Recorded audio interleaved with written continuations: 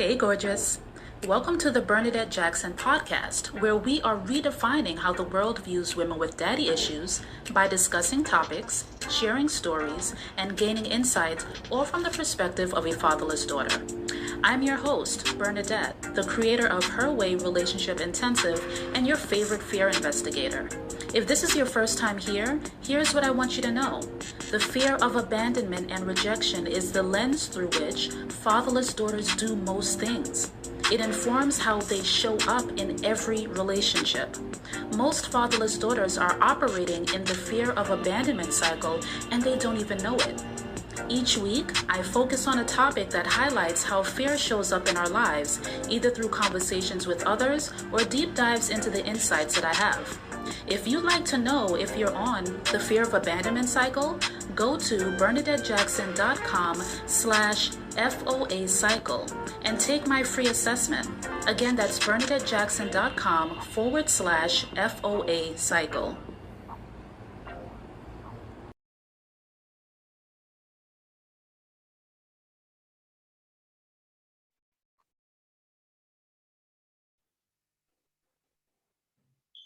Today we have Gamal Alexander with us. He is a storyteller who helps people get over themselves, get past their fears, and get busy living their dreams. He is a proud father of two daughters who loves life, loves the Lord, and believes in living one adventure at a time.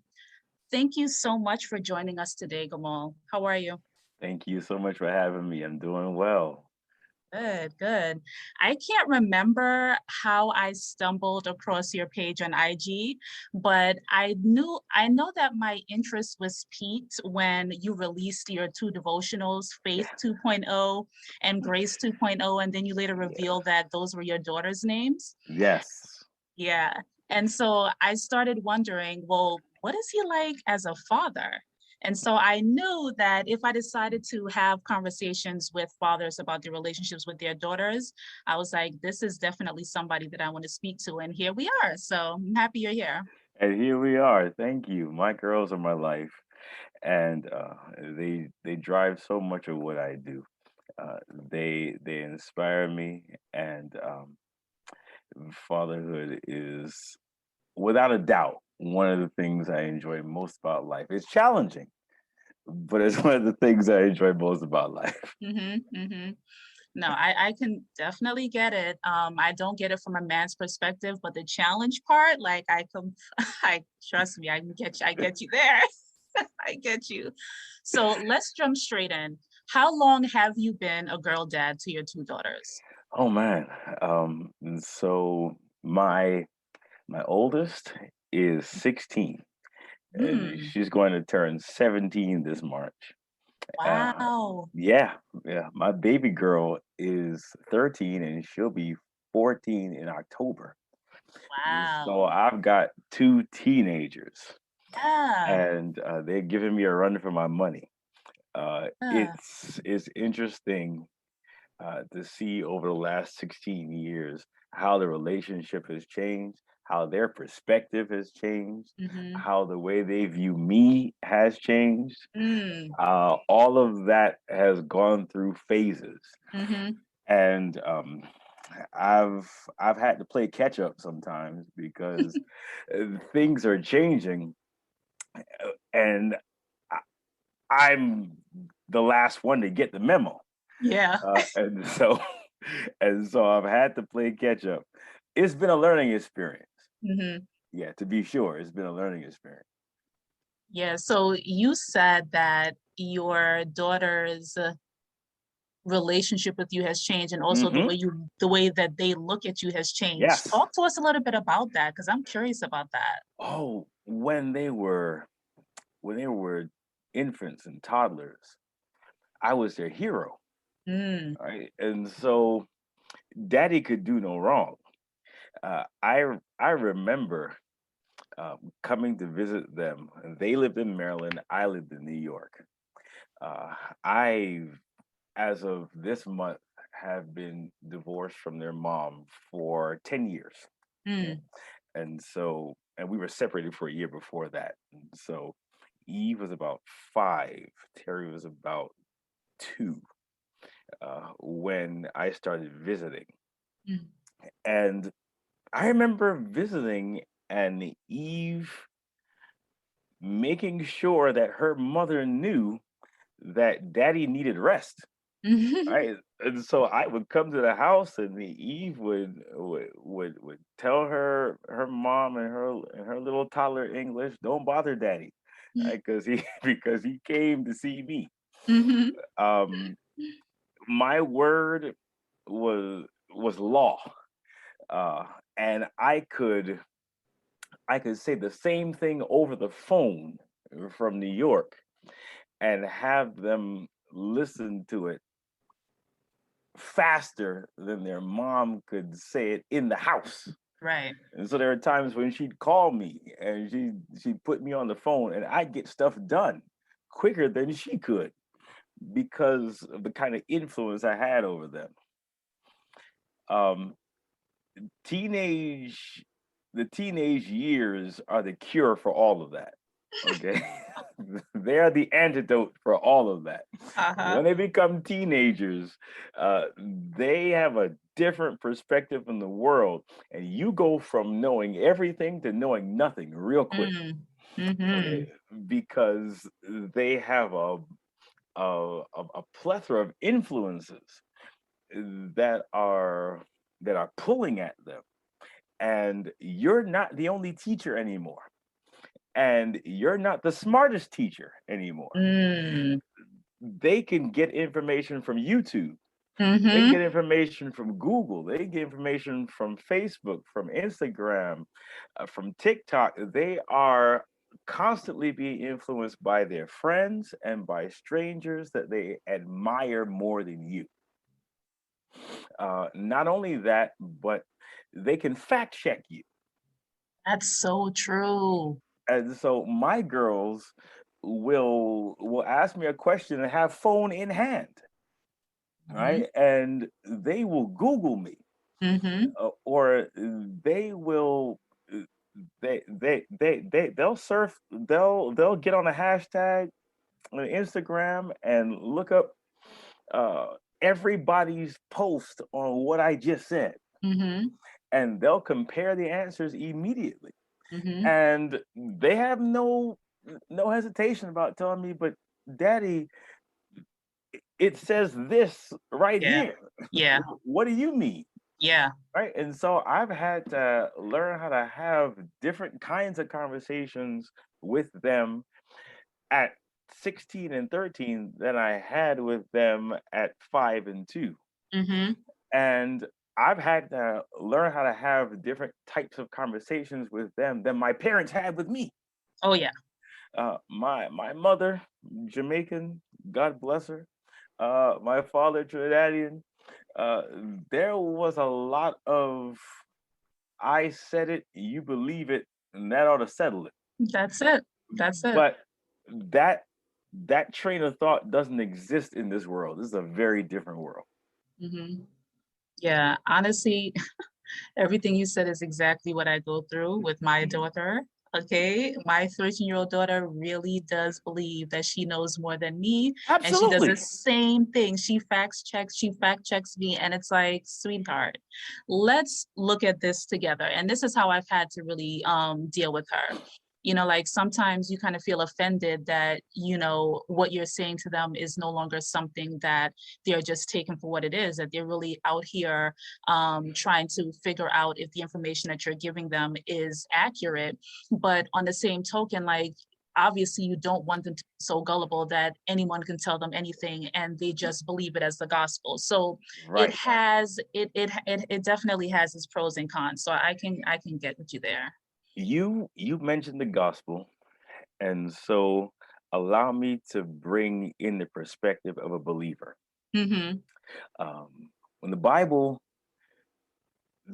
predicted that knowledge would increase as time progressed, one thing that I noticed that the Bible did not mention was that wisdom would increase along with it. Mm, Okay? mm-hmm. And there is a difference between knowledge and wisdom. Yes. There's been a marked increase in the amount of information available to everyone, Mm-hmm. including our children. Right.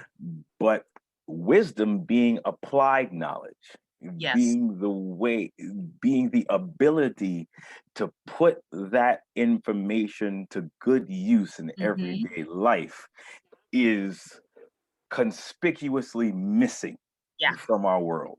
Yeah. And that is, I believe, one of the primary problems that we face as parents raising children, Mm-hmm. is that they confuse knowledge with wisdom. Mm-hmm. And so you can Google, but you have no idea how to apply it. Yes. You can research it, but you have no idea how to use it. Yeah. And wisdom comes from God and is born of experience. Yeah. And I've had to remind myself that the reason I'm here, even though they have a cell phone, the reason I'm here, even though they have laptops and tablets and all this information constantly streaming in, the reason I'm here is because of the experience that I can offer, the experience that I can share that will help them to hopefully apply the knowledge they gain. Mm-hmm. So I'm glad that you said that you've learned, the reason that you're here. And you spoke briefly about the fact that your parenting style has had to be completely different than your parents and Yes. whatnot. So with all of that, with everything you said in terms of just the difference in how your daughters view you now versus when they were younger, what has being a girl dad taught you about yourself and about girls? Uh, it's taught me a lot about both. It's taught me a lot about both. So what has it taught me about girls? Let's start there. Um, Funny story, depending on how you look at it. Uh, this this week we had a mini crisis in the house Mm. because everybody not named Gamal started their period, Oh. and and Dad was completely unprepared. Okay, Mm. now I I thought I was prepared, and in my mind, I purchased pads. Mm-hmm. I have the supplies. I have the Mm-hmm. pads. I have the medication. I have the tea. I have the heating pad. I have everything that they need. Problem was that I purchased past tense, and this thing happens every month. Uh, okay, so so I wasn't wrong. I Right. did purchase pads. I just had to purchase them again. Yeah. Okay. Here's what I learned about girls and learned about myself. The first thing is my girls were able to come to me and tell me how they were feeling, tell me what they needed. And I learned how important it is to foster that. Yes. Girls need their voices amplified, and they need the affirmation that what they say matters. Mm-hmm. In a world that will attempt to drown them out, uh, I believe one of my roles as dad is to reaffirm them and reassure them that you can speak up and it's okay. Mm-hmm. So one of them said, "I'm in too much pain. I can't go to church today for the Sabbath." Okay, that has to matter. Um, One of them says, "Well, I want to go, but we got to come back right afterwards." All right, that has to matter. Your preferences matter. Your health Mm-hmm. matters. Your opinion matters. You have my permission to take up space because you matter. I think that's going to be important for them going forward because Yeah.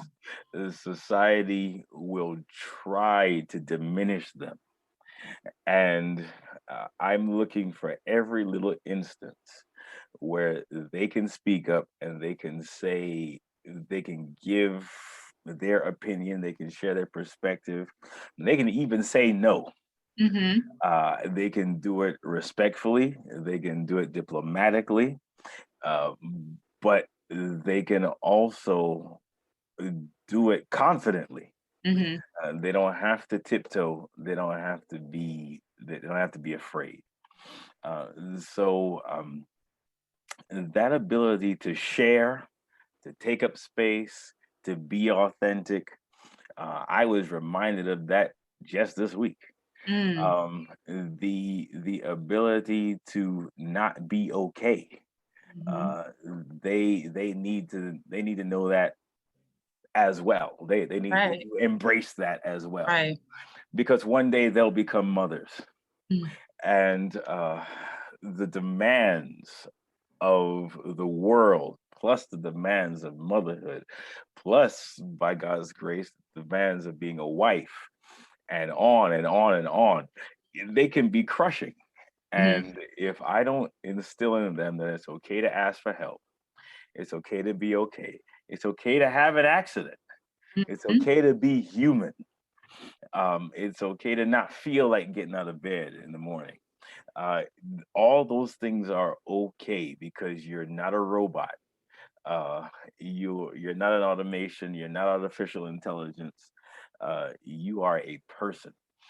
If those things are not okay, then my fear is that they'll allow the pressures of life to crush them because they're meeting unrealistic expectations. Mm-hmm. And I don't want that crushing pressure for them. I want them to be able to see unrealistic expectations for what they are. I'm cramping. I'm not feeling well.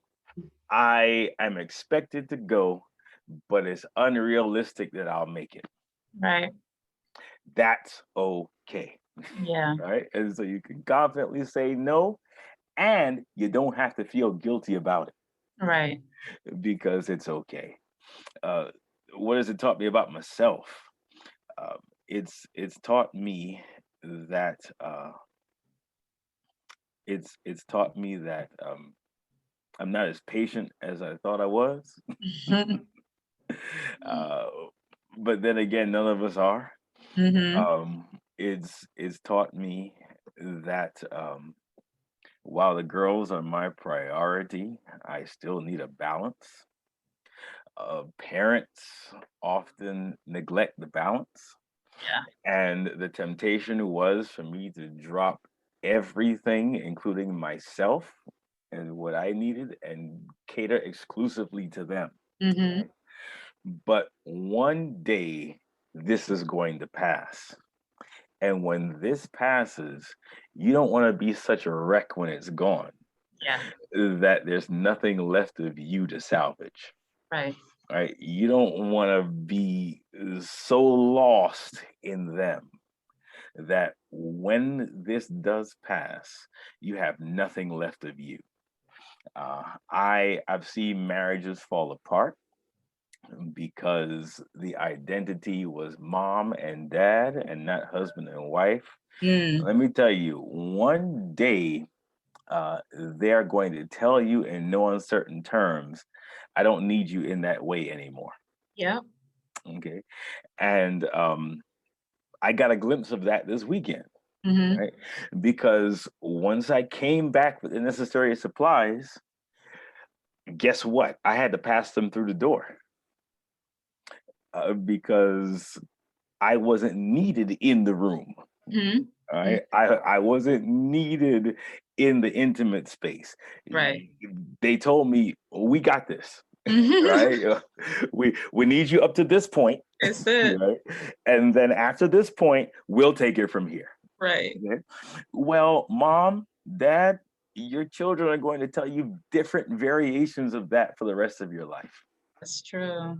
Yeah, and the conflict is going to come when you start trying to barge into the room and they don't need you there. That's true. They Yeah. don't want you there. And if you keep trying to force your way in, eventually the resistance that you get is going to be more and more violent, Mm-hmm. until eventually they have to lock the door. Right. They have to lock you out because you're encroaching. Don't do Right. that. Honestly, it just sounds as if what you have intentionally done was created a safe space for your daughters to flourish and bloom into the women that they're going to be. And I love that what I'm hearing from you is that, you know, you've just given them the opportunity to be who they are, to assert themselves, to say no if they want to have autonomy over their body, to, Yeah. just be in charge of different things and be able to question stuff and it still be okay. And I feel like that right there, like just that safety that you've created, is something that daughters need, especially from their fathers. So the fact that this is something that you're intentional about, you know, it makes me feel great, because it just means that your daughters are going to grow up understanding who they are. They're going to grow up being confident about being able to assert their boundaries, being able to affirm themselves, like understanding that they have value and worth, and not needing to prove themselves in relationships with people because they've already gotten everything that they needed from their parents. So I love hearing all of that. It's a balancing act, and I'm Yeah. learning. Thank you so much for saying that. Um, I I am trying, when I mention a balancing act, I am trying not to go to one extreme or the other. Right. Uh, our parents um, parented differently. Okay, Mm-hmm. my parenting, uh, my parents' style came from a West Indian background, right? It's Mm-hmm. a West Indian philosophy, and children were viewed differently. Okay, you're to be seen and not heard. Right. You're not to question. You're to put your head down and keep pressing forward. Well, um, there's some of that bathwater that we can't throw out with the baby, Mm-hmm. uh, because it if you don't teach them certain values, society and life will. Mm-hmm. Okay. If I don't teach my children respect and a responsibility Mm-hmm. and allow them to do whatever, say whatever, in whatever manner they feel, well, then life has to take over Mm-hmm. and Mm-hmm. life has to teach them. And so Right. they'll get fired from every job, Right. right? And they'll miss opportunities. And there's going to be trouble that they find themselves in that I can't get them out of because they don't know how to control their temper. They don't know how to de-escalate. They don't know when to shut up. They don't they don't know when to walk away. Right. Life will learn you. Mm-hmm. Okay. And so I'm trying not to throw all of that away, Mm-hmm. because as flawed as our parents were, they got us here. Yeah. However, the world has changed, and the challenges that our children will face are different, and their needs are different, Mm-hmm. and their skill sets are different, and the opportunities are different. And so, how do I balance that? Because I can't parent them the way my parents raised me, Right. because the world isn't that world anymore. I was giving my children the speech the other day about education, and it Mm-hmm. was the same speech my parents gave me. Mm-hmm. And my youngest stopped me and said, "But Dad, I can make more money being a YouTube influencer than I can being a lawyer Uh-huh. with less liability." Right. And she said, see, here it is. She said, Mm-hmm. and then she pulls up the top grossing professions, the most lucrative skills Mm-hmm. that you can acquire in 2021. Mm-hmm. And there's skills like copywriting Yep. and content creation Yeah. and content marketing. So she is correct. Yeah. Yeah. She is correct. You know what wasn't on that list? Hmm. Law and Exactly. teaching that stuff Exactly. and nursing. Those are Mhm. honorable professions, but those are not the only ways to make money. Yep.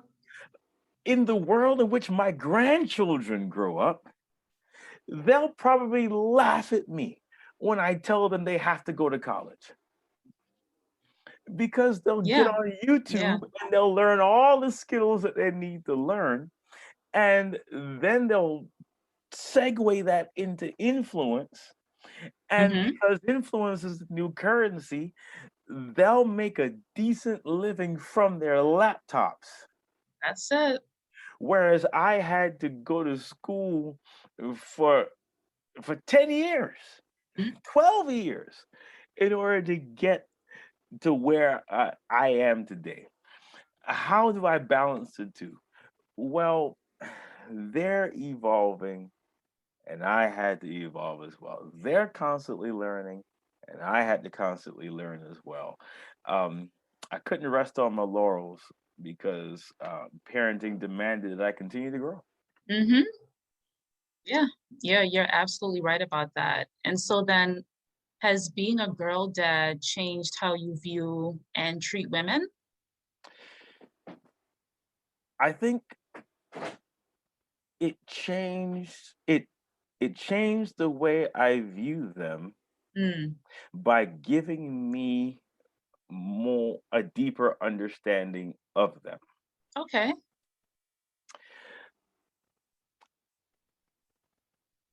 Their perspective is different. Mm. And so often, men and women are either A, at odds with each other, or B, engaging in some variation of a trauma measuring contest where Wow. I have it worse than you, you have it worse than me. And so either we're in conflict or trauma measuring, but what we very rarely do is listen and observe with intent to learn. Wow. That's interesting. That's Um, interesting. and so having daughters allowed me the opportunity to listen and observe with intent to learn, Okay. uh, because I don't have to compete with them. I don't have to measure my trauma against theirs, and they don't have to measure their trauma against mine.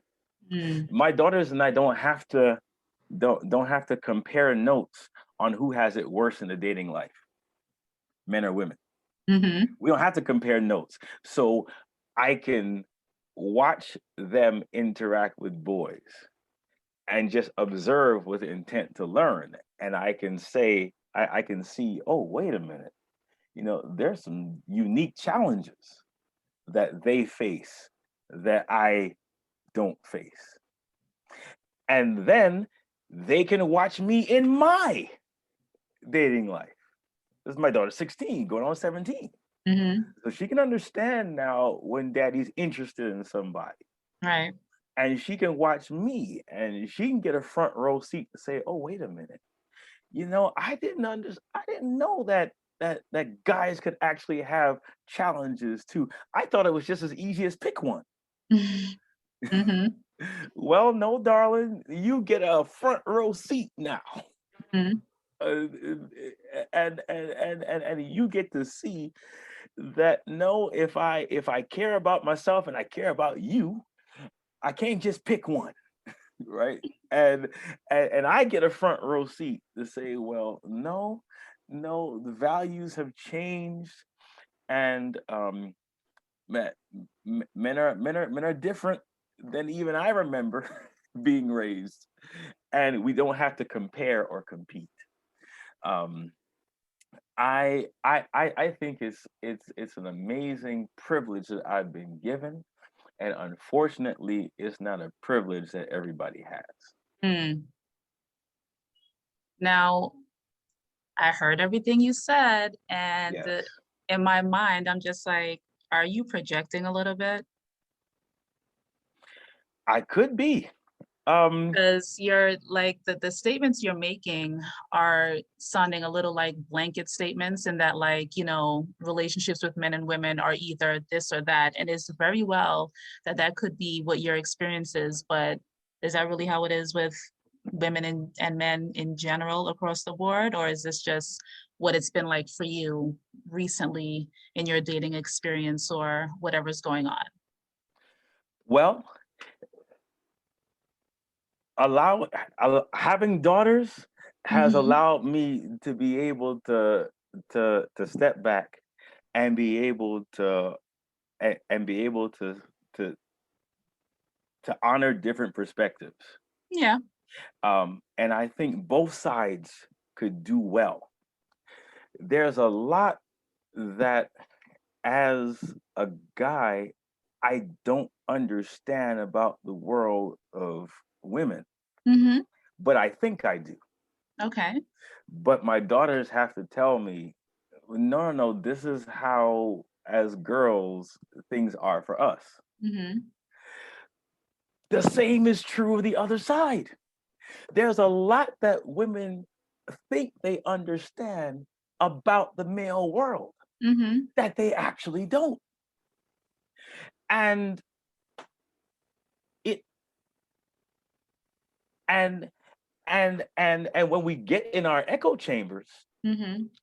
and we talk to either those who are like us or agree with us, we miss the opportunity to hear the other side. So coming full circle to dating, Mm-hmm. women have their complaints. Men have their complaints as well. Right. But if all I ever do is talk to people who are like me or who agree with me, then I'll never even hear the complaints of the other side. Right. So I hear one side that says they have so many options. Those men have so many options. All they have to do is pick one. Mm-hmm. Well, that that can be a narrative that you can support Mm-hmm. talking to people who are like you or agree with you. How about polling the others who don't? What do they understand? And on the flip side, men, you hear men say, "Oh man, I would love to. It must be nice being a woman." Well, that's a narrative that I call them the barbershop and beauty salon narratives. Mm-hmm. All right, everybody in the barbershop agrees with you or is like you, and everybody in the beauty salon is like you or agrees with you. That's the place to dump, but it's not always the best place to take away. I can agree Uh, with that's the best place. And we get in our echo chambers, and there are great places to dump, but they're not great places to take away. And coming full circle, having daughters has allowed me to, on both sides, see where we do a lot of dumping. you. And then we go take away from the same places where we dump. Right. And it's and I've had to press pause on that. I've had to slow down on that. I have to stop doing that because there are things I think I understand about them that I don't. And there are things that they thought they understood about me that they didn't. Right. Yeah. So Just go on. just this past week, we had a conversation about finances. Mm-hmm. And they thought they understood the sacrifices I had to make. Mm. They thought they understood. And had we never had that conversation, they'd have grown up had children of their own, gone on podcasts, written books, and said, men do X. Mm-hmm. But we had to have a conversation. And I try to make it age appropriate, Right. but I was able to give them another perspective Mm-hmm. to the point where my oldest steps back and says, wait a minute, I didn't know you had to do that. Well, here's a secret. Men and women, if they spend more time listening and observing with intent to learn, I sincerely believe that more often than not, we'll walk away making that same exclamation. Mm-hmm. Wow, I didn't know you had to do that. Yeah. Before we get back into this week's goodness, I want to invite you to join my private Facebook community, H.E.R Coalition. I make it my business to create safe spaces for fatherless daughters to learn, grow, and heal, and H.E.R Coalition does just that. We go deeper into conversations about the things that we discuss here on the podcast. I teach a new topic weekly, we share stories, and we just support and love each other. It's a space I wish I had growing up when I was clueless about how my fatherlessness affected me and yearning for a deeper connection. But I was just too paralyzed with the fear of rejection. Healing happens in community with like-minded and like-hearted people, and I would love to be in community with you. So join H.E.R Coalition at BernadetteJackson.com/community. The ladies of H.E.R Coalition get to choose the topic of weekly discussions, they get exclusive access to events, and first dibs on all that my brand has to offer. So again, join me in H.E.R Coalition at BernadetteJackson.com/community. And I actually agree with you. There's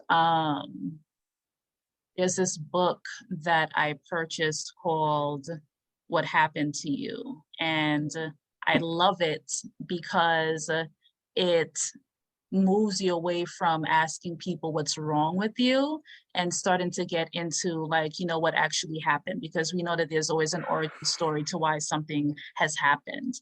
And so I really feel like when we start to be curious about people's origin stories and not so much judging them based on the behavior of the moment, that we can start getting really clear about who people are, like what their character actually is, and getting a deeper understanding of who people are. So I get you there. I completely understand what you're saying. And with the idea that you have learned to just sit back and observe them with the intent to learn, how has that improved your relationships with the women in your life? Oh, it's taught me that sitting back and listening with intent to learn was not a skill that I had. First of all, that's the first thing it taught me. It taught me that was not a skill I had to develop. That was a skill I had to acquire, then develop, because it wasn't a skill that I had. Right. Because we look at people through the lenses of our own expectations and the filters of our own pain. Right? And so, and of course, we are the experts when it comes to our lives. What we say goes, right? So you put all that together, and you're liable to walk out into the world knowing everything you need to know, or at least you think you do.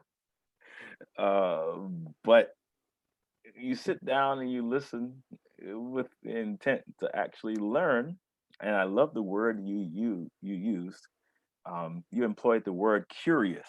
You employ some curiosity as opposed to judgment. Right. Well, then people open up, and the world opens up. We are great defendants of our own causes, and we're excellent prosecutors for everybody else. But when the roles are reversed, we can't handle it. Yeah. We're just not curious about the other. Right. And I We're think just not curious about the other. that's it. We try to fit people into our own context. Mm-hmm. When they don't fit, there's something wrong with them. Mm-hmm. The new favorite buzzword now is narcissist. Mm-hmm. When they don't fit into our narrative, they're a narcissist. Mm-hmm. All right. And if you do a podcast series about how to deal with narcissism or how to deal with a narcissist in your life, views would spike Yeah. because we're not curious about the other. Okay. And anybody who acts like we do toward us is a problem. Mm-hmm. Mm-hmm. But a little curiosity, genuine curiosity Yeah. about the other goes a long way. You really want to get to know somebody for who they are. You'll realize that there's more to people than that which can be used and Mm-hmm. discarded. Mm-hmm. Um, People are valuable. People can be amazing. Yeah. They can be wonderful. Um, and they can be very familiar Mm-hmm. because underneath all of the bluster and all the fluff, um a lot of us, we're the same. Yeah. We're the same. We're the same. I learned that, we're not a monolith. That's All it. right, we're not a monolith. You say all men, all women, most men, but I got two daughters and they're vastly different. Yeah. Just two. Yeah. And there and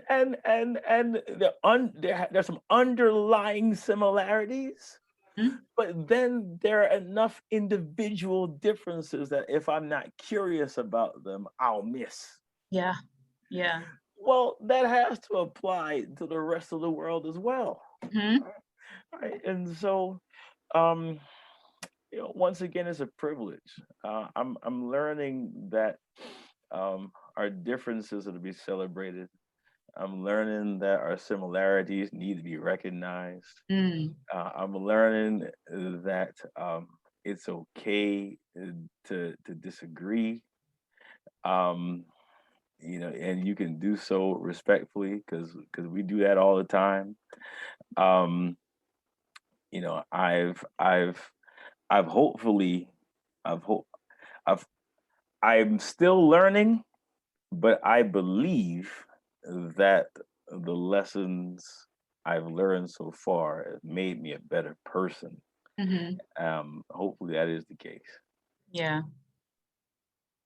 So with what you said in terms of your daughters being vastly different, Mhm. what is your relationship like with them?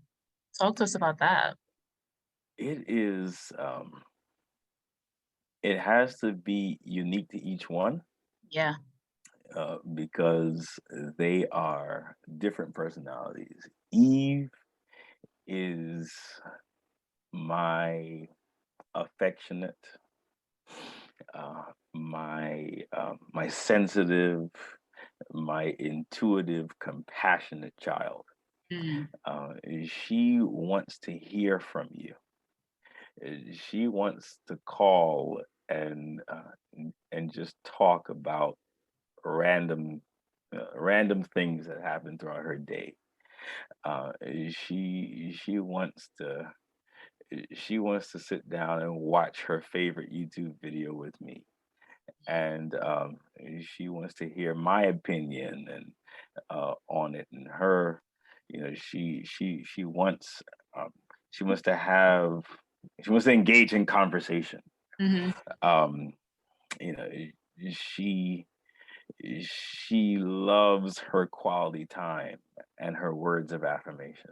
Mm. Uh, she loves those, and so my relationship with her has to involve quality time and words of affirmation. Right. Mm-hmm. Um, Terry also values her quality time, but she values, along with her quality time, her acts of service. Mm. Um, Terry bonds with me by doing things. Okay, so if I if I wanna if I wanna run to if I wanna run to McDonald's at 2 a.m. Mm-hmm. and get McFlurries, Mm-hmm. uh, Terry's the girl that's gonna throw on her flip flops and Yeah. throw on her shorts and get in the car with me. Like Eve will say, "Don't wake me up. Uh, you just let me know when you get back. Right. Bring me apple pie. I don't. You crazy people. I don't. Y'all don't sleep. I want to get my rest. Right. Um, I have to find ways to reach them both. Mm-hmm. Um, and there are certain things that only I can say to Eve because we speak the same language, Mm-hmm. right? And so, her mom just this past week, mother texted me and said, um, "Eve needs to get braces before the school year starts. Whatever language that you guys speak, Mm-hmm. would you tell her that she needs to get braces Mm-hmm. because I'm not getting through." Right. Right? And there's for whatever reason, there's a way that even I can communicate that she understands. Mm-hmm. Um, that's not Terry. Not gonna fall for it. Mm-hmm. I can use all the gymnastics I want to with Terry, as that's not gonna work with her. And so I have to try different methods with Terry. Um, Terry, I have to show her. Okay, I can say it to Eve, but I gotta show it to Terry.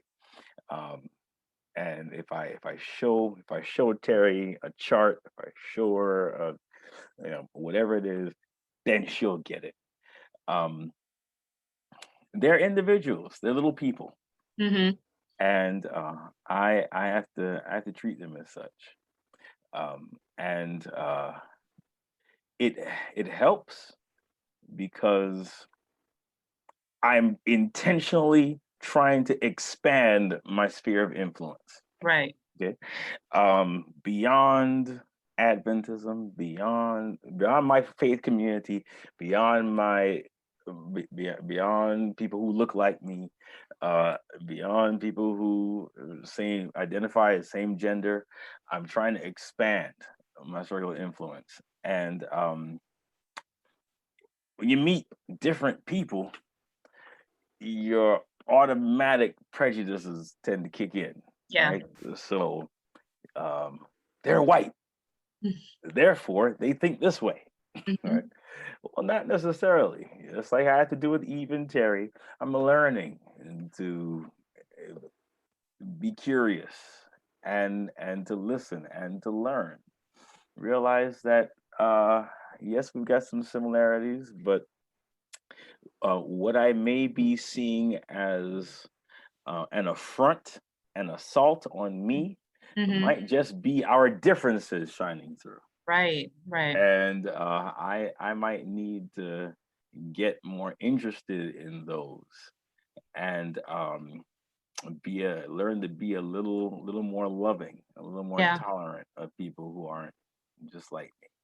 Yeah. That honestly, that sounds great. And I think honestly, that's where a lot of people mess things up, I think, Sure. like they get stuck on the differences and feeling like, they're being attacked because a person's viewpoint is very different from theirs, when this person may just be as curious about learning about your viewpoint as they are about sharing theirs with you. So I definitely get that. Absolutely. I want to pause really quickly for us to Mhm. just hear a word from our sponsor. Okay, so we are back, and I wanted to ask you, what is one thing that you want your daughters to learn about men as a result of their relationship with you? Men are people. Men are people. Women are people. Men are people. Um, so, without getting too philosophical, uh, one of the reasons I believe why slavery and segregation was able to exist and persist for so long was that uh, slave those who engaged in the institution were successful in dehumanizing their those who were enslaved. All right, and so there were not only laws that were passed um, that that stated that slaves were worth less, um, but there's an overriding philosophy that was taught in various ways. That was important because it's easier to hurt something than it is someone. Yes. Right? If I can make you a thing, then I can dismiss you. Then I can hurt you. I don't have to care about you, right? Because you're a thing. You don't have feelings.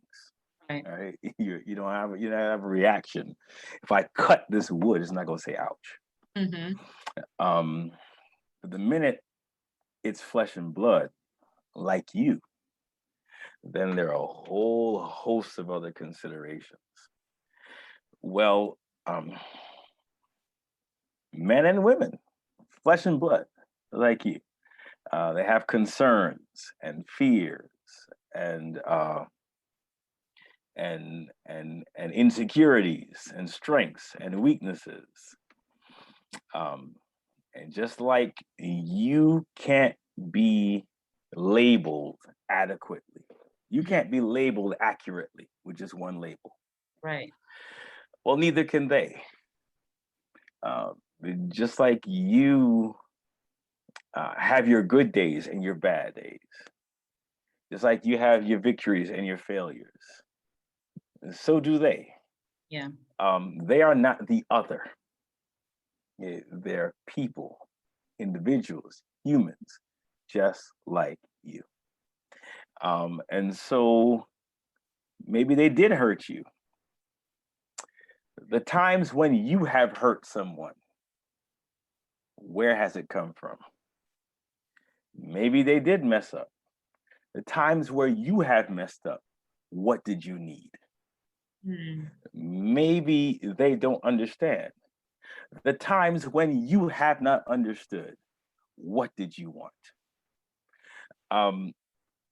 If I can get my daughters to see people as people, men are people, women are people, gays are people, the straight community, they're people. Yeah. Caucasians, Native Americans, Asians, Latinx, they are all people first. If I can get them to see each category as people. We love our labels, and our labels turn people into things, right? So it's no longer a person, they're trans, right? It's no longer a person, you are reduced to your identity, right? Well, if I can get them to see people as people like you, well, then I can go a long way into teaching them how to have healthy relationships. I think that is excellent advice. And it brings me to my next question, which would be, what advice would you give a girl growing up without her father? What would you tell her? There's a lot I would tell her. Because I'm on the other side. I'm the father. Mm-hmm. And I'm the father who hasn't always found it easy to stay. Mm. All right. I was 40 when I finally realized what my parents had to go through in order to raise me. Mm-hmm. Right. I was over 40 when I finally called my dad and said, I don't know how you did it. Mm-hmm. Like I have no I now when I was 20, they didn't know anything. When I was 15, they were the most backwards Mm-hmm. Neanderthals that God could have ever cursed me with. When I was 30, they were the source of all my pain and the reason for all my trauma. They were the reasons why I was in therapy. But it took enough experience for me to be able to look back and say, man, I'm alive after they went through all of that. Mm. They're superheroes. Yeah. Like Yeah. I understand how did you pull that off? Exactly. Yeah. Like I have no idea how you manage that.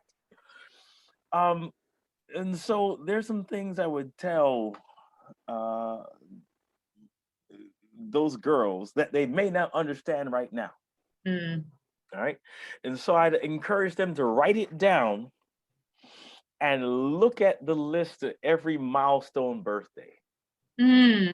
Because there's gonna be some stuff on this list that you won't get at 20. You're gonna be mad at 30. You'll start to accept at 40. You might appreciate at 50. Mm. Yeah. Number one, he's human, right? And so it doesn't make him right, but but he is human. Yeah. There are going to be times when you will let people down, just like he let you down. Mm. Okay? Because you have the capacity for it too. Mm-hmm. Human, number one. Uh, number two, um,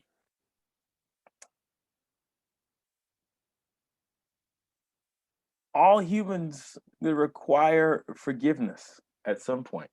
Mm-hmm. We're all going to require forgiveness at some point. Um, Perfect though you think you may be, and you're telling yourself right now, I would never hurt somebody the way my father hurt me. I understand. I understand. Never, never, never. I just that's why I said look at the list every milestone birthday. Okay, Right. because at 30, you've never hurt anybody the way that your dad hurt you. At 60, Mm. I'm gonna ask you to look back at that list again because maybe maybe you might be looking into the eyes of a child who said you were there, but you still hurt me. Mm. And you're going to learn the value of forgiveness. Um, yeah, I'll tell you that your pain is not your fault, but your healing is your responsibility. Amen. Uh, he may never apologize. You may never get that closure. You may never have that conversation, or you might have a conversation with a parent that might look you dead in your face and say, "I did the best I could." That's it. Yeah. I don't know what you're talking about because Yeah. you are here and alive and healthy enough to complain. You're Mm-hmm. welcome, Right. right? And if you don't get that closure, then what? Your healing is your responsibility.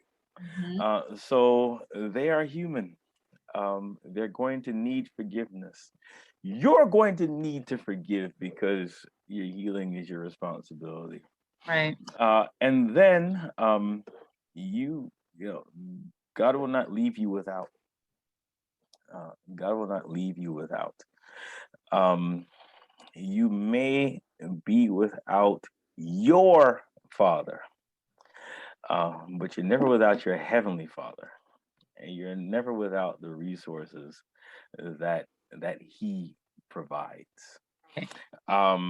Also, in the midst of all that, they're human. You're gonna need forgiveness. Your healing is your responsibility. You're not without.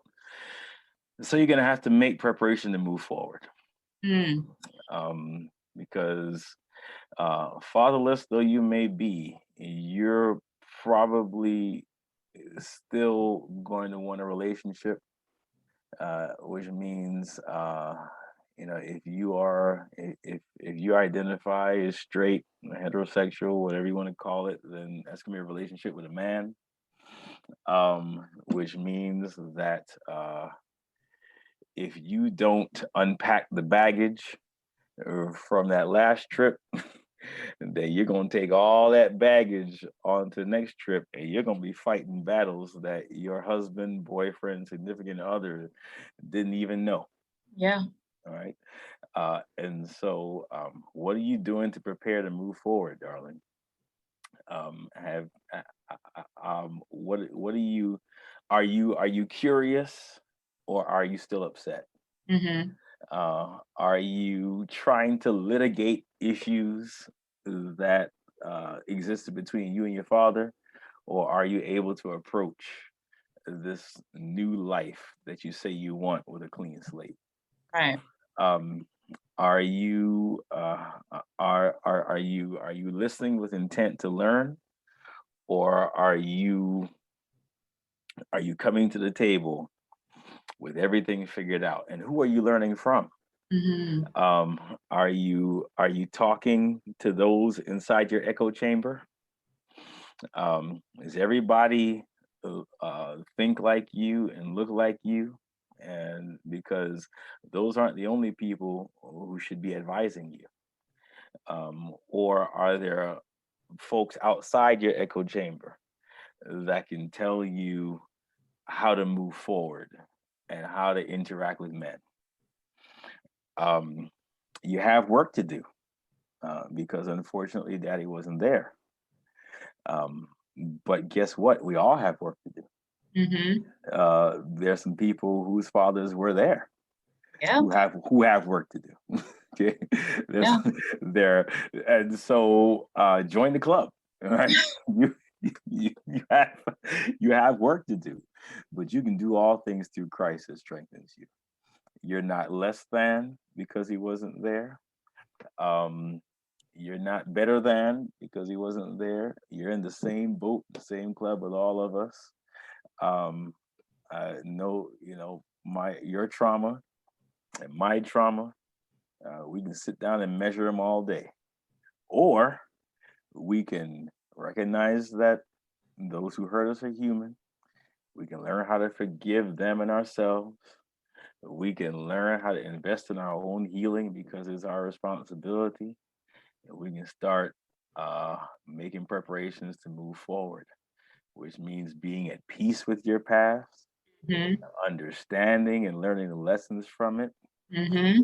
and looking forward to moving forward one day at a time.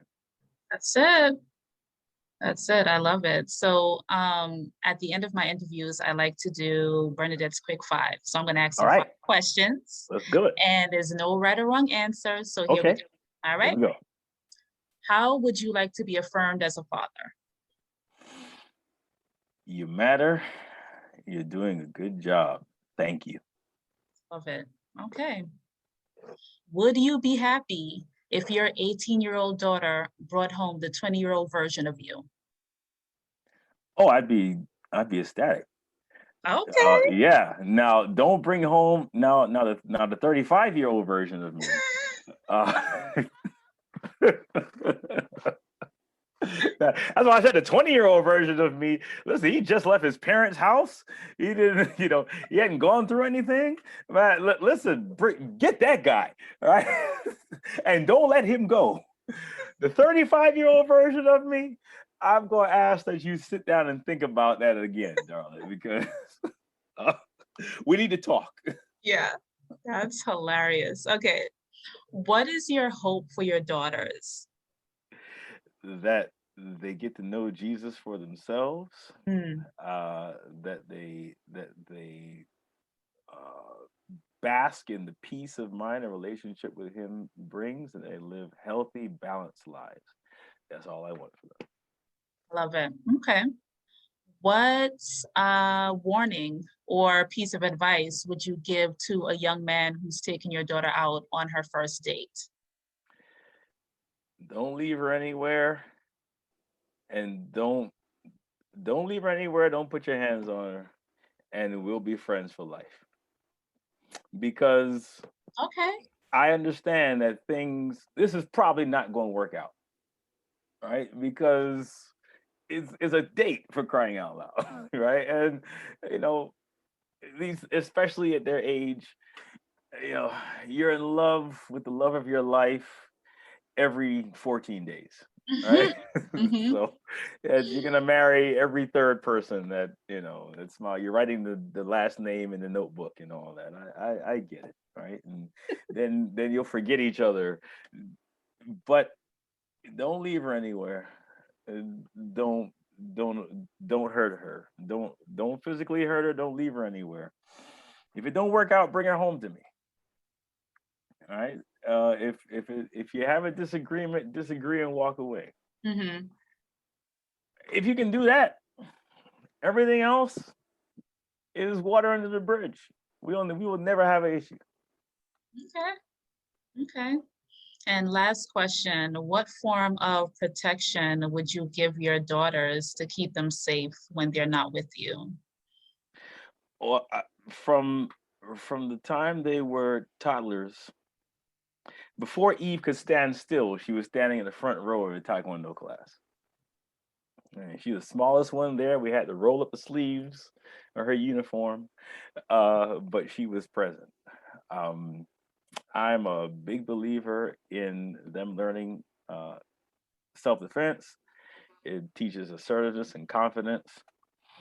Um, Having said that, uh, there we've already talked about uh, what next summer is going to hold. Because like it or not, you got to come with daddy to the shooting range. Mm-hmm. Because you're not gonna be out here fist fighting these grown men. Right. Right? That's not the way. And you know, unfortunately, we live in a world, men and women live in a world where you'll have to defend yourself, Mm-hmm. right? They might be the only thing that stands in the way of someone they love and care about being able to get home safely or being buried. Um, and I never want them to be unprepared for a moment that might call for them to defend themselves. Yeah. Um, and so I'm going to encourage them to have a firearm in the home. Uh, they'll have mace. They'll know how to use a taser. They'll know how to at least do enough to be able to run away. Mm-hmm. I say you ain't gonna be out here on the corner in a boxing match Right. with a 6'5" guy. That doesn't make any sense. Right. But I want you to at least know enough to be able to run away, because I want you to live in confidence and not in fear. Yeah. Right? You should never have to leave your office and be petrified to walk into your car Yes. because you have no idea how to handle the situation if if something happens. I don't want that for them, and so it's my job to make sure that they can be confident. Yeah, I completely agree.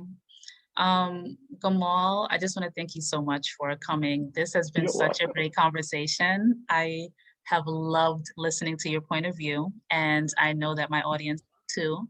And I Thank just want you.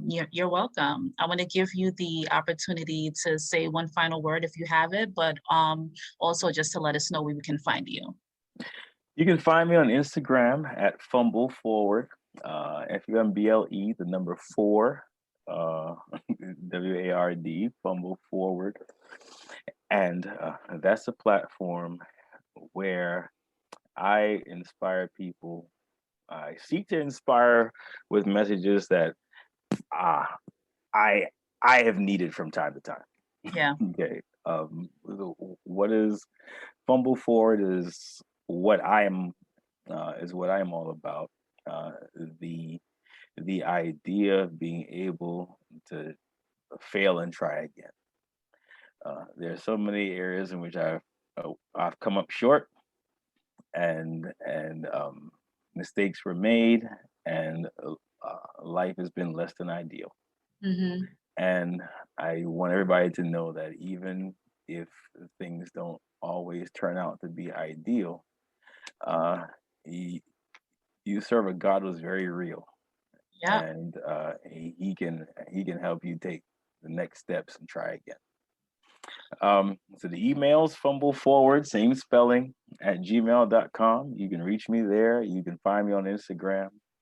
And uh, if you type in my name, and you'll see two books, Faith 2.1 and Grace 2.1. And they're 21-day devotionals that are on the subjects of faith and grace, which happen to be my daughter's names.